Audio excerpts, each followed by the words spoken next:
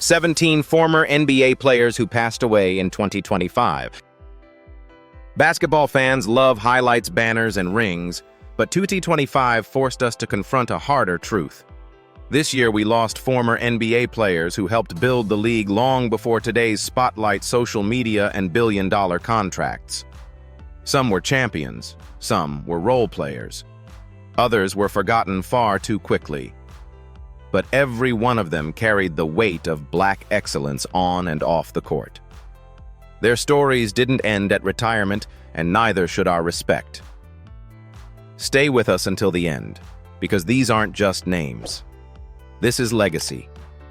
Subscribe, comment, and ask yourself who really gets remembered in NBA history. Gus Williams.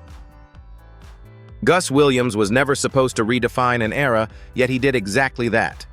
Born in Mount Vernon, New York, Williams entered the NBA as the 20th overall pick in 1975, overlooked by many executives who doubted whether his speed-first style could survive structured systems. What followed proved them wrong. Standing 6'2", Williams brought relentless pace, sharp instincts, and fearless shot-making to the backcourt, qualities that soon turned him into the heartbeat of the Seattle Supersonics. By the late 1970s, Williams had become one of the league's most dangerous guards. During the 1978-79 season, he elevated his game when it mattered most, averaging nearly 27 points per game in the NBA Finals and scoring 29 in the decisive Game 6. That performance delivered Seattle its only championship and permanently etched his name into franchise history. In 1982, he earned first-team All-NBA honors, confirming that his brilliance was no fluke, but sustained excellence. Midway through his prime, Williams shocked the league by sitting out the entire 1981 season due to a contract dispute. The Sonics fell from 56 wins to 34 without him, a stark reminder of his value. When he returned, Seattle immediately rebounded, validating his stance. Ask yourself this: how many players truly force an organization to feel their absence that deeply? Off the court, Williams faced serious health challenges later in life, including a major stroke in 2020. Yet his legacy remains defined by resilience, courage, and uncompromising self-belief. He wasn't fast, he was ahead of his time. John Shumate. John Shumate built a career defined less by hype and more by perseverance. Born in South Carolina and raised in New Jersey, Shumate didn't grow up surrounded by elite basketball infrastructure. He was already 6'5" as a teenager, yet organized competition came late, forcing him to rely on raw effort and faith rather than polish. When he arrived at Notre Dame, he wasn't considered a can't-miss star. He was a project with potential and unanswered questions. Those questions multiplied when Shumate suffered a serious viral infection near his heart early in college, a condition that threatened both his career and his life. After months of recovery, he returned stronger, averaging 21 points and 12 rebounds as a junior, then improving to 24 points and 11 rebounds the following season.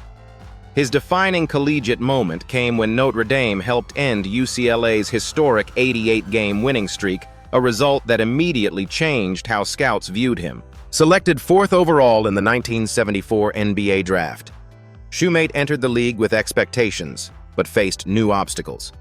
Over 7 NBA seasons with 5 teams, he averaged 12.3 points and 7.2 rebounds, solid production during an era dominated by physical frontcourt play.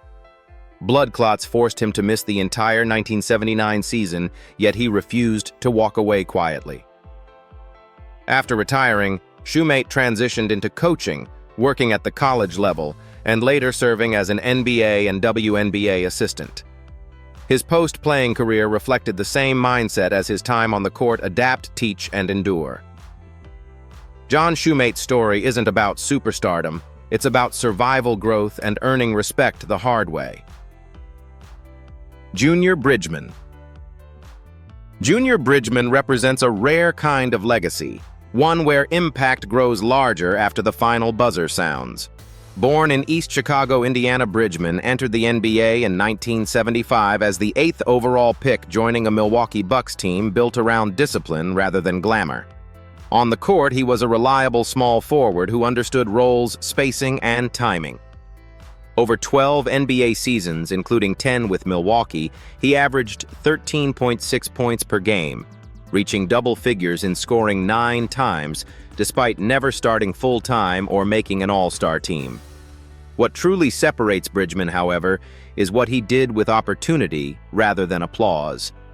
During an era when NBA salaries were modest, his highest annual paycheck barely exceeded $350,000, yet he quietly prepared for life beyond basketball. While many peers spent off-season money freely, Bridgman studied business fundamentals, even working behind the counter at Wendy's to understand operations from the ground up. How many players today would be willing to learn by starting at the bottom? By the time he retired, Bridgman already owned several franchises. Over the following decades, he expanded aggressively, eventually operating more than 450 restaurants, becoming a Coca-Cola bottler, and acquiring a minority ownership stake in the Milwaukee Bucks. Verified reports placed his net worth at over $1 billion, making him one of the most financially successful former athletes in history. Bridgman passed away in 2025 at age 71 after suffering a heart attack, leaving behind more than career statistics. His life stands as proof that intelligence, patience, and long-term vision can redefine success. Junior Bridgman didn't chase fame, he built permanence. Oliver Miller. Oliver Miller was a walking contradiction, oversized yet agile, unassuming yet unforgettable. Born in Fort Worth, Texas, Miller carved his reputation at the University of Arkansas, where his soft hands and passing instincts helped power the Razorbacks to the Final Four. That skill set followed him into the NBA when he was drafted in 1992, landing on a Phoenix Suns roster built for a finals run. At 6'9", Miller possessed a feel for the game that statistics rarely captured. As a rookie, he played meaningful minutes during Phoenix's 1993 playoff surge, including the Western Conference Finals, and helped upset the Lakers in a dramatic first-round comeback.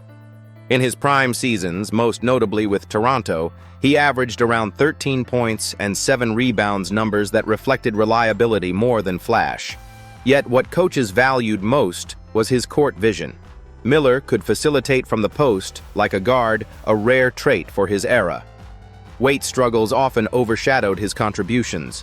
At times, reportedly approaching 380 pounds, Miller faced criticism that ignored the context of a league still learning how to support player health.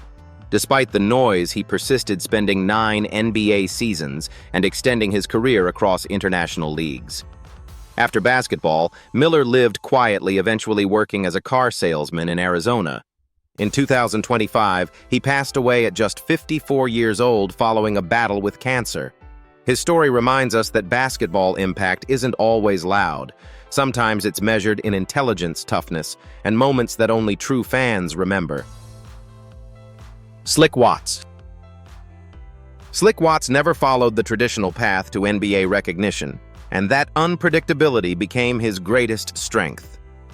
Born Donald Earl Watts in Rolling Fork, Mississippi, he endured a childhood football injury that permanently damaged his scalp, leading him to shave his head long before it became iconic. Instead of hiding it, Watts embraced the look, pairing it with a tilted headband that soon made him one of the most recognizable figures of the 1970s NBA. Undrafted in 1973, Watts refused to accept obscurity. After starring at Xavier University of Louisiana, he earned a tryout with the Seattle Supersonics thanks to a personal connection between his college coach and Bill Russell. That single opportunity changed everything. Watts didn't just make the roster, he exploded. In the 1975-76 season, he became the first player in NBA history to lead the league in both assists and steals, averaging 8.1 assists and 3.2 steals per game while earning first-team all-defense honors. Despite standing just 6'1", Watts played with relentless intensity, pressuring ball handlers full court and setting the emotional tone for his team. A severe knee injury cut his NBA career short at age 27, forcing an early retirement that many felt came far too soon. How different might league history look if his prime had lasted just a few more seasons? After basketball, Watts dedicated himself to education, working as a physical education teacher in the Seattle area. He later battled sarcoidosis and suffered a major stroke in 2021. Slick Watts passed away in 2025 at 73, remembered not just for statistics, but for redefining toughness, identity, and pride in the NBA. Dick Barnett. Dick Barnett stood at the crossroads of skill intelligence and quiet defiance. Born in Gary, Indiana, Barnett came of age in an era when opportunity for black athletes was limited and often conditional. Before the NBA, he starred at Tennessee State University, leading the Tigers to 3 consecutive NAIA national championships, 1957 to 1959. A historic achievement that forced professional scouts to take notice, even if reluctantly. Drafted 5th overall in 1959, Barnett built a 14-season NBA career, spending his most impactful years with the New York Knicks. Known for his high-arcing left-handed jumper released mid-air in a way few defenders could time, he averaged 15.8 points per game over his career. His finest moments came during the Knicks' golden era, where he played a key role in 2 NBA championships, 1970 and 1973, providing scoring spacing and composure during playoff pressure. Barnett was more than an athlete. While playing professionally, he pursued higher education, later earning a master's degree from NYU and a doctorate in education. After retirement, he taught at several universities, including St. John's, emphasizing the importance of life beyond basketball long before that message became mainstream. In recognition of both his on-court excellence and off-court impact, Barnett was inducted into the Naismith Memorial Basketball Hall of Fame. He passed away in 2025 at 88 years old, leaving behind a legacy rooted in championships, scholarship, and dignity. Dick Barnett proved that greatness doesn't have to shout, it can teach, endure, and win quietly. David Greenwood.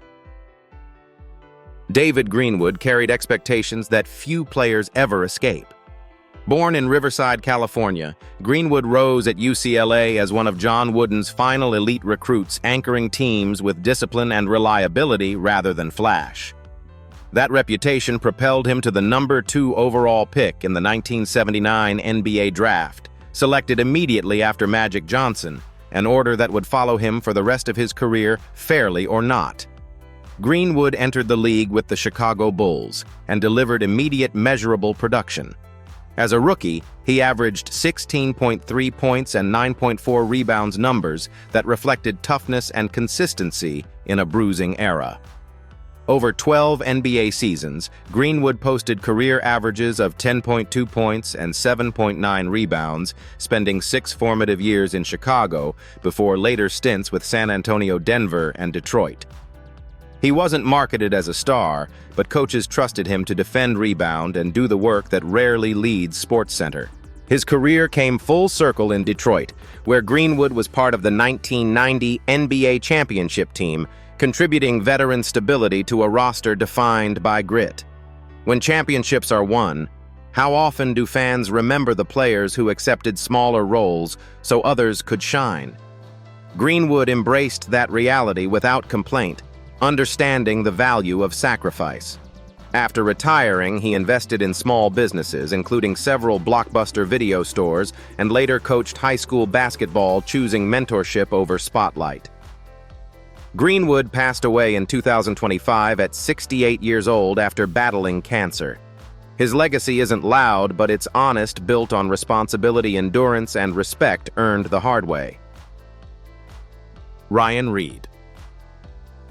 Ryan Reed represented a modern kind of NBA journey, short at the top level, yet rich in perseverance and global experience. Born in Fort Lauderdale Lakes, Florida, Reed emerged at Florida State as a high-energy forward known for defense, rebounding, and hustle rather than gaudy scoring totals. His effort paid off in 2010 when he was selected 57th overall in the NBA draft initially by Indiana before being moved to Oklahoma City. Reed's NBA time was brief but legitimate.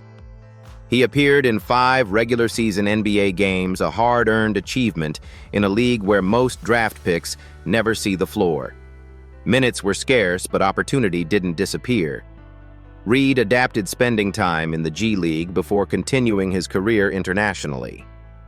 He played professionally in Canada, France, Japan, and Puerto Rico, building a resume that reflected resilience more than recognition. For many players, the NBA is the destination. For Reed, it was the doorway. Away from the spotlight, Reed lived the reality many professionals face after basketball: constant movement, physical wear, and financial uncertainty. His story challenges the myth that success only counts if it lasts a decade in one uniform. In 2025, Reed's life was cut short at just 38 years old following a medical emergency, later confirmed as a heart attack. His passing served as a sobering reminder that even elite athletes are not immune to fragile health. Ryan Reed may never headline highlight reels, but his career stands as proof that reaching the NBA, no matter how briefly, is a triumph earned through sacrifice, persistence, and belief. Bill Chamberlain.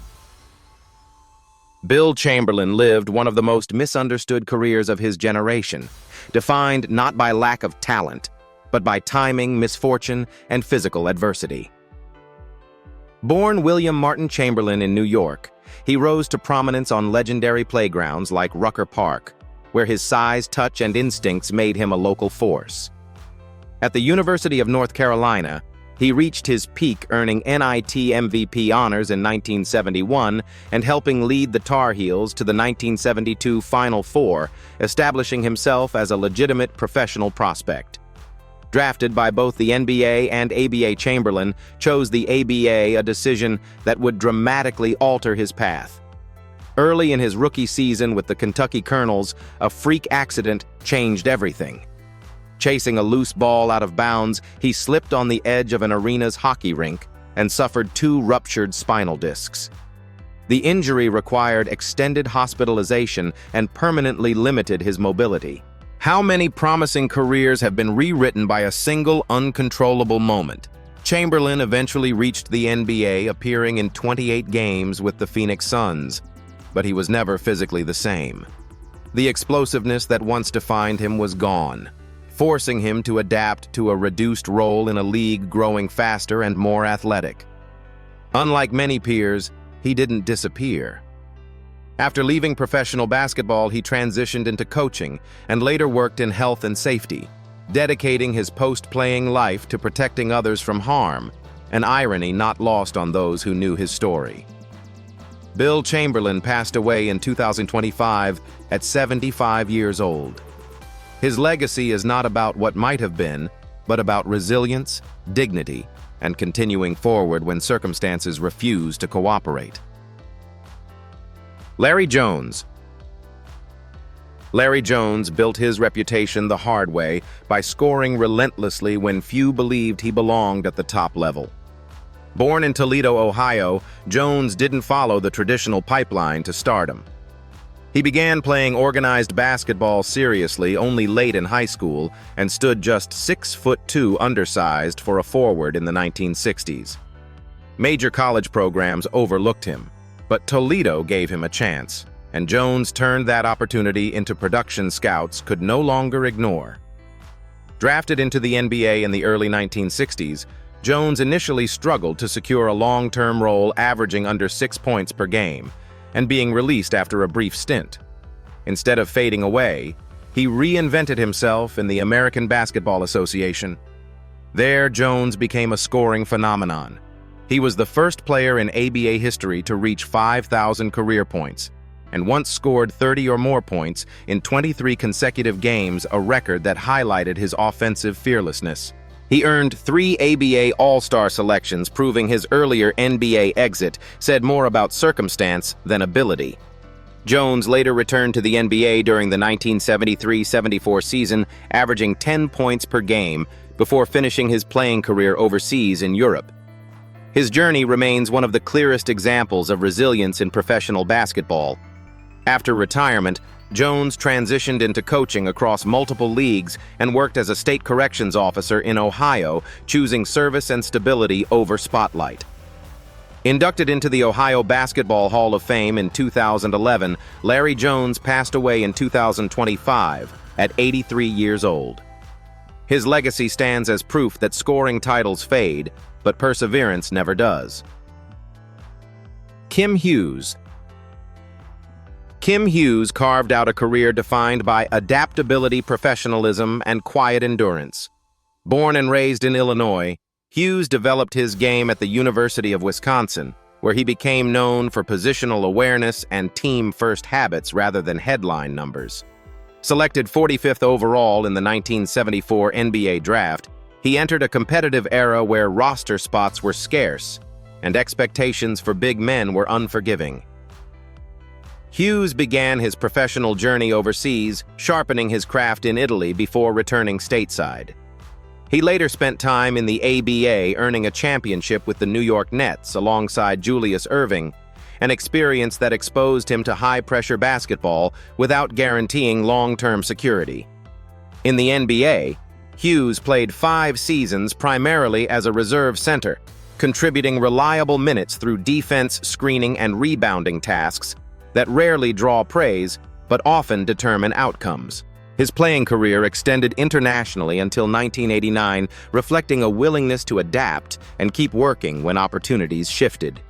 After retirement, Hughes transitioned seamlessly into coaching, serving as an assistant with several NBA teams, including Denver, Milwaukee, the Clippers, and Portland. His most defining off-court moment came in 2004, when he was diagnosed with prostate cancer while on the Clippers staff. When ownership declined to cover the surgery, teammates stepped in to raise approximately $70,000 to save his life. How often do we witness solidarity like that, when it matters most? Hughes returned to work after surgery, embodying resilience beyond the hardwood. He passed away in 2025 at 73, remembered for longevity, integrity, and the respect he earned without ever chasing the spotlight. Lawrence Moten. Lawrence Moten carried the weight of expectation long before he reached the NBA. A Washington, D.C. native, Moten became a legend at Syracuse University between 1991 and 1995, graduating as the Big East's all-time leading scorer at the time, and reaching double figures in 118 of 121 collegiate games. Nicknamed Poetry, his smooth shooting and fearless scoring turned the Carrier Dome into a stage where composure met creativity. Selected 36th overall in the 1995 NBA draft, Moten entered the league during an unforgiving expansion era. He spent 2 seasons with the Vancouver Grizzlies and later appeared briefly with the Washington Bullets, posting career NBA averages of 6.3 points per game. The numbers never captured the adjustment required. New systems, limited minutes, constant relocation realities, many talented guards faced as the league evolved. How many gifted scorers are remembered only by stats, not by the circumstances they navigated? Rather than chase illusion, Moten embraced purpose. He continued playing professionally across multiple leagues, then shifted toward coaching and youth development. Back in Central New York, he dedicated himself to mentoring middle school students, translating lessons from the court into guidance for life. In 2018, Syracuse honored his impact by retiring his number 21 jersey, a recognition rooted in sustained excellence and loyalty. Moten passed away in 2025 at age 53, far too soon. His legacy endures not as a footnote of an expansion franchise, but as a scorer who mastered his craft, a mentor who chose service, and a reminder that influence often grows strongest after the final whistle. Lenny Wilkens. Lenny Wilkens embodied basketball intelligence across every layer of the game. Born in Brooklyn in 1937, Wilkens rose from playground courts to Providence College, where his command of tempo and decision-making signaled a future far bigger than individual scoring. Drafted 6th overall in 1960, he entered the NBA as a guard whose value lay in orchestration, seeing plays before they unfolded and elevating teammates through precision. As a player, Wilkins earned 9 All-Star selections and finished second in MVP voting in 1968, trailing only Wilt Chamberlain. He averaged 16.5 points and 6.7 assists over his playing career, often serving as a player coach, a role demanding uncommon trust and leadership.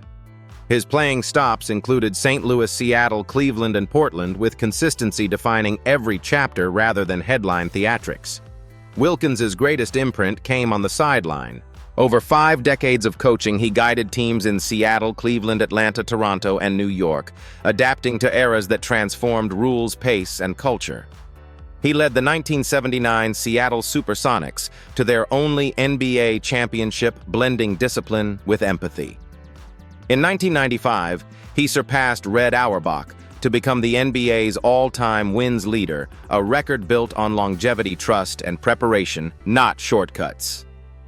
Honored as a 3-time Naismith Memorial Basketball Hall of Fame inductee, player coach, and Dream Team assistant, Wilkins passed away in 2025 at age 88. His legacy isn't a single moment.